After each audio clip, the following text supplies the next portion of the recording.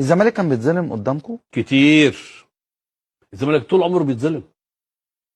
الزمالك، وانا قلتها معاك هنا برضو عشان الناس اللي بتسجل، لو اتيحت للزمالك نفس ظروفنا مش هيقل عن النادي الاهلي.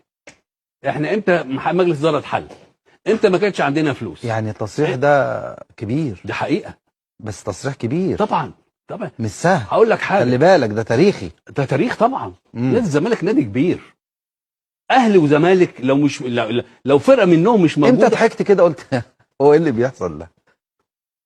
لا كتير حل مجلس اداره نادي الزمالك. لا يعني في الحاجات اللي حسيت ان الزمالك اتظلم فيها وضحكت كده قلت ايه ده؟ ايه مش للدرجات دي يعني؟ لا في حاجات كتير. حل المجالس زي حل المجالس في الملعب، في الكوره، انا بتكلم عن الكوره. لا مش هكذب زي ما انت متعود مني. يعني جول حسن شحاته في الماتش اللي جابه ده جول اهلي وزمالك. جول مش اوفسايد. جول ابو تريكه في الجيش اللي زق الواد كده جول، مش والاسماعيلي ياخد الدوري مش بتاعنا.